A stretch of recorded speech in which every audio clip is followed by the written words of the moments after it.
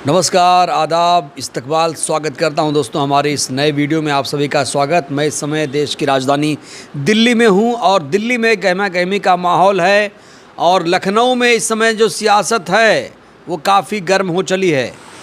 उत्तर प्रदेश भाजपा में भूचाल आया हुआ है, कभी भी योगी का इस्तीफ़ा हो सकता है, ऐसी तमाम खबरें सामने आ रही हैं।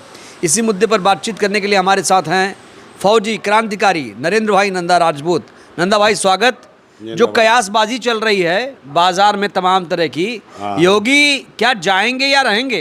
देखिए, योगी का तो जाना तय है। हाँ।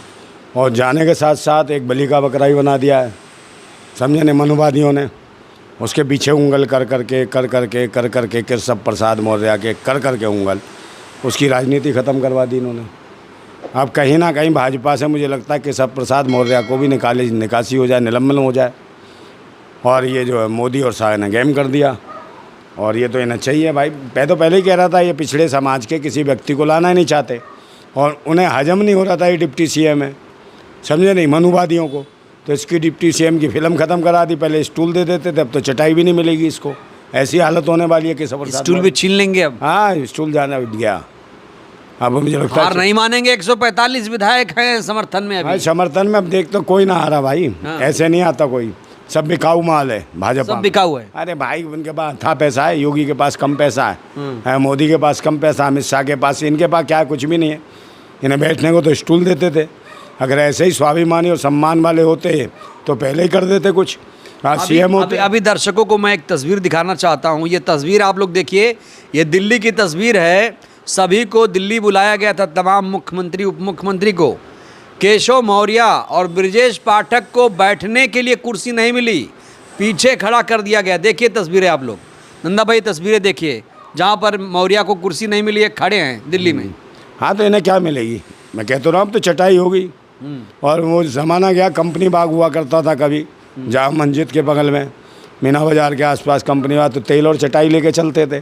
तो वो तेल चटाई का ज़माना मुझे लगता है लखनऊ में कोई पार्क ढूंढेंगे, उसी में चटाई में आराम से करेंगे। क्योंकि ये मनुवादियों की सोच है कि कहीं ना कहीं जो पिछड़े समाज के लोग हैं इनको हाशिए पे लाके उनके हाथ में चटाई दो कि चटाई पे लेटो, उसी पे बैठो। लेकिन आपने ये भी कहा कि योगी जाएंगे और मौर्य भी जाएंगे। हाँ, तो खबर क्लियर नहीं कर पा रहे हैं आप, कौन जाएगा कौन रहेगा? दोनों के दोनों जा रहे हैं, क्योंकि कहीं ना कहीं योगी तो उसमें तो रहेंगे पार्टी में। ठीक, पूर्व मुख्यमंत्री रह लिए, लाव लश्कर होगा, हो सकता है अगर यहाँ से हटाए भी तो सेंट्रल में अच्छी जगह मिल जाए इन्हें।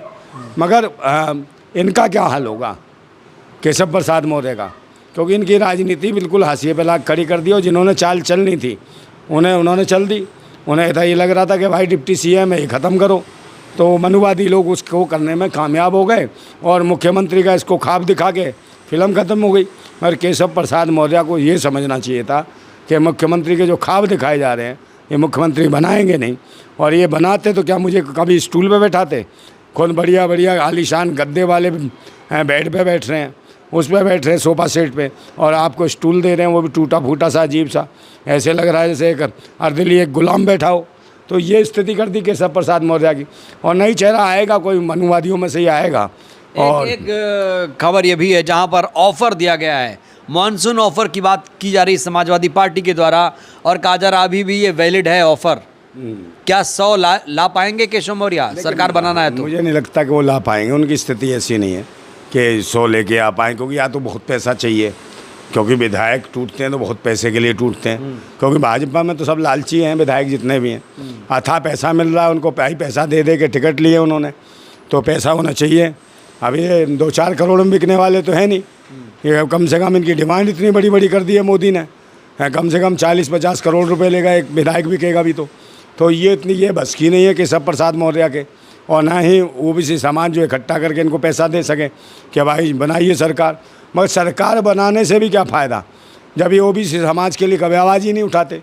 केशव प्रसाद मौर्य डिप्टी सीएम है, क्या उठाया इसने ओबीसी समाज के लिए, किन मुद्दों पे बोला? और सबसे बड़ी बात है ये केशव प्रसाद मौर्य की स्थिति जो है, इनको पीछे से जो इनको ऊस किया गया है मनुवादी के, जैसे ब्रजेश पाठक के द्वारा किया गया। ब्रजेश पाठक तो शांत हो गए होंगे क्योंकि उनका कुछ बिगड़ने वाला नहीं है, क्योंकि वो कहीं ना कहीं आरएसएस के आदमी हैं, तो उनका क्या बिगड़ेगा। और ये कौन है? ये किसान मजदूर की औलाद है, तो ये तो गुलाम बन गए इनको। तो गुलामी में ऐसे ही आगे बढ़ोगे तो डिप्टी सीएम भी गया आपका। और अब कहीं जाके मैंने कहा नहीं, चटाई ले लो और आराम करो बाहर के पार्क में, लखनऊ के आसपास। अरे इतने बुरे दिन आ गए। अरे ऐसा ही होगा। समाजवादी पार्टी तो लट्टू है। कोई लट्टू नहीं, इनकी ज़रूरत ही नहीं है यार। ये सब जान रहे, कोई इनके पीछे कोई वेश तो है नहीं, अपना कोई लीडर ये कोई वो तो है नहीं स्वामी प्रसाद मौर्य जो कोई विचारधारा हो। इनकी तो कोई विचारधारा ही नहीं है। मतलब आप कह रहे हैं कि स्वामी प्रसाद मौर्य केशव मौर्य से आगे हैं? हाँ बिल्कुल, उस आदमी की विचारधारा तो है, कम से कम वो विचारधारा पर तो चलता है। मिटकरवादी है, संविधान को मानते हैं वो लोग हैं उस चीज़ पे। और उसको वाले उनको लोग, उनके साथ जन समुदाय है, कहीं ना कहीं उनसे जुड़ा हुआ है।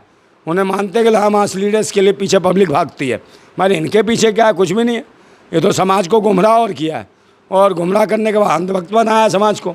आप देखो तो सही, अभी कांवड़ यात्रा में कितने सारे परिवार सारे के सारे, अब लाइन लगा के देख लो, पूछ लो कौन भाई जात का, कहला भाई कौन है? मौर्य, कुशवा, काछी, मल्लाह, लोधी, समझे, यादव और पाल, गडरिया, ये लोग हैं, नाई, खटीक, ये लोग हैं जो चल रहे हैं। और कंजर, जाटव, ये लोग हैं जो कांवड़ ला रहे हैं। पासी, तो ये लोग कांवड़ ला रहे हैं। जबकि मनुवादियों में से उनकी एक भी संतान नहीं है जो कांवड़ लेके जाती हो। और जाते भी हैं तो मज़े से हो जाते हैं, अपने कार से जाते हैं और वहाँ इनको आशीर्वाद दे के आ जाते हैं, दक्षिणा ले लेते हैं इनसे। तो ये स्थिति है। या फिर अपनी बसें बुक करते हैं। आप ये कह रहे हैं कि केशव मौर्य जब सत्ता में हैं, अभी वो आवाज़ नहीं बुलंद कर रहे हैं ओबीसी की? ना, कभी कहाँ की है। पिछली बार भी 5 साल सरकार रह ली ना योगी की, तब क्या हुआ था? मनीषा वाल्मीकि के साथ एक शब्द निकला। और महिला खिलाड़ियों की अभी जो ये भी थी, जो विनेश फोगाट और ये साक्षी मलिक, इनका शोषण हुआ, इसमें भी एक भी नहीं बोला। तो आप बेटी बचाओ बेटी पढ़ाओ का नारा देते हो, फिर आपके अपने समाज की जो पिछड़े और दलित समाज से जो महिलाएं, जो भारत की बेटियां हैं, उनके साथ शोषण होता है, तब केशव प्रसाद मौर्य नहीं बोलते हैं। तो उसका खामियाजा कौन भुगतेगा? केशव प्रसाद मौर्य ही भुगतेगा। तो कम से कम इनको बोलना चाहिए था सत्ता में रह के। यही वजह है कि इनको हाशिए पे ले आए, और ये चुप थे, चापलूसी बड़े चमचे थे। तो इसलिए यूपी का सीएम कौन हो सकता है? और बहुत सारे हो सकते हैं भाई। सबसे पहले तो लाइन में वही लगे हैं, चुटियाधारी सब लग रहे हैं कि हम ही हैं वो। उनके बहुत समय से उनके पेट में खलबली मची है। पिछले कम से कम 35 साल होने को आ रहे हैं। उन्हें लगता है हमारा शासन ही नहीं आया उत्तर प्रदेश में, हम मनुवादियों का शासन नहीं आ रहा असली का। तो वो लगे हैं कि योगी के पीछे पड़ जाते हैं, कभी केशव प्रसाद मौर्य के, पहले कल्याण सिंह के। तो ये भाजपा में ये है जैसे उमा भारती के पीछे पड़े हैं लोग। तो ये ओबीसी समाज के या और अन्य समाज के सोचते हैं सिर्फ उसी समुदाय का, ब्राह्मण समाज का ही व्यक्ति मुख्यमंत्री हो, ब्राह्मण समाज का ही मुख्यमंत्री के अलावा राज्यपाल हो। तो अब सब इनकी मनुवादी मानसिकता है। मनुवादी का मतलब ही ब्राह्मण है, समझे। कोई नहीं है ठाकुर बनियान या कोई नहीं है। अब उपचुनाव आने वाला 27 में इलेक्शन भी है। उपचुनाव आने वाला 27 में इलेक्शन भी है। देखिए उपचुनाव में तो होगा ही, उपचुनाव में हारेंगे, कोई नहीं रोक सकता है ना। भाजपा तो हार ही रही है, सबको पता है।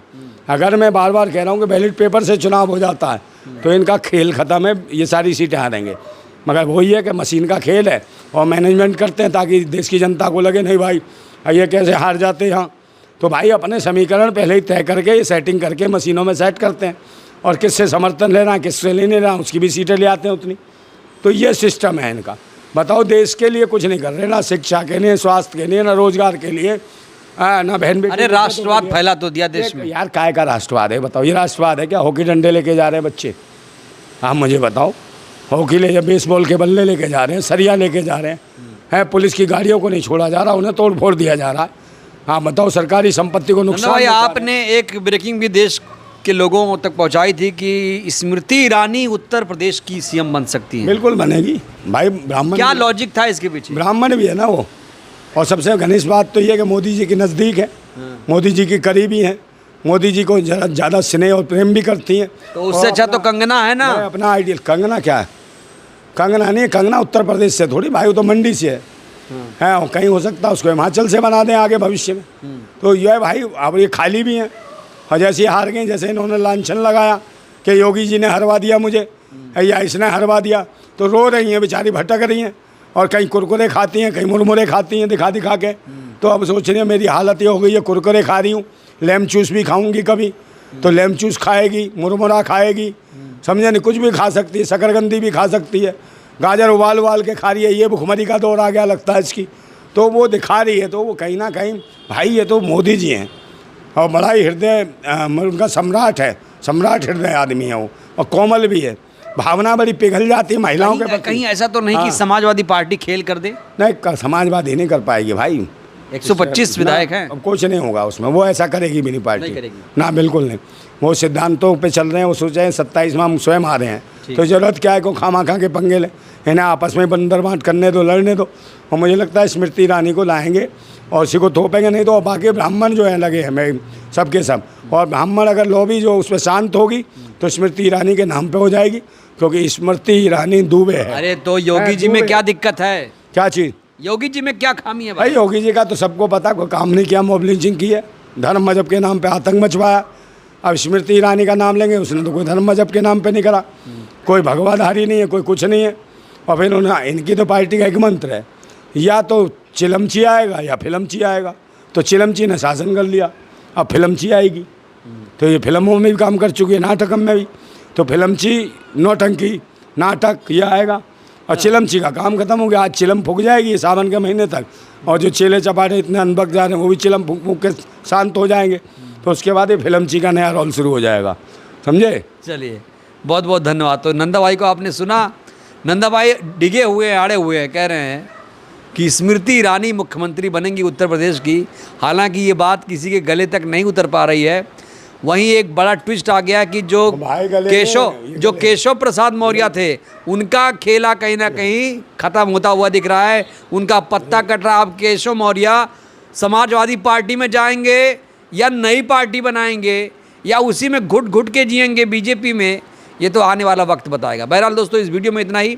वीडियो अच्छी लगी हो तो लाइक कर दीजिए, नए हैं तो चैनल को सब्सक्राइब करिए। बहुत बहुत धन्यवाद, शुक्रिया।